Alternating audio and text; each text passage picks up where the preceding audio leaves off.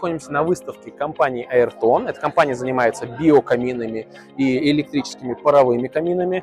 Перед нами их новинка и их запатентованная модель. Это автоматический биокамин, я не знаю его название. Выглядит максимально реалистично. Кстати, технология их патента в том, что пламя прям очень натуральное, и спалишка как будто бы во время горения обугливаются часть поверхности дров. Это, я так полагаю, специальные нити накаливания при горении с биотопливом как раз образуют такие микровспышки, которые постоянно меняются. В отличие от электрического, здесь все натуральное, настоящее пламя. Оно греет, оно потребляет кислород.